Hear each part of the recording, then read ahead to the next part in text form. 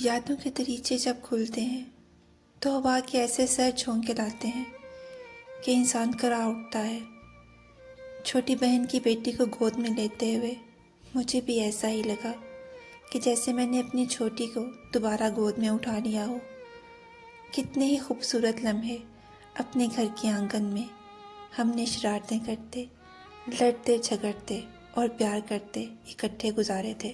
مجھے ابھی بھی ایسا ہی لگا کہ جیسے چھوٹی نے آواز دی ہے، بھیا آ جائیں، ٹیبل پر کھانا تیار ہے۔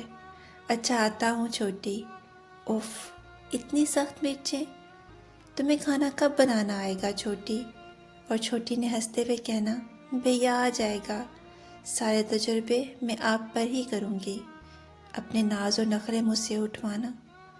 ایسے ہی نوک جھونک میں پتہ ہی نہیں چلا کہ کب چھوٹی کا رخصتی کا دن آ گیا۔ اس دن صبح سے ہی ایسا لگ رہا تھا کہ جیسے کچھ چھننے والا ہے۔ وہی بہن جس سے بات بات پر نوک جھونک ہوتی تھی، آج وہ جان سے بھی زیادہ پیاری لگ رہی تھی۔ آج صرف اسی کی فکر تھی۔ پھر رخصتی کے ٹائم میں بچوں کی طرح رو رہا تھا، لگ رہا تھا جسے دنیا ہی لٹ گئی ہے۔ بہن کی جدائی سہنا بہت مشکل ہو رہا تھا۔ ماں کے بعد وفا کا دوسرا نام بہن ہے۔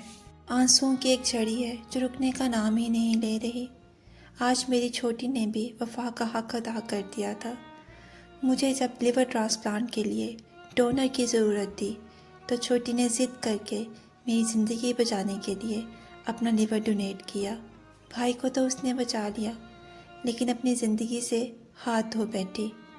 اور آج میری گود میں ننھی چھوٹی ویسے ہی مسکرا رہی ہے جیسے میری چھوٹی مجھے دیکھ کر مسکراتی تھی، اور جیسے کہہ رہی ہو کہ آپ نے بھی میری ماں کی وفا کا حق ادا کرنا ہے۔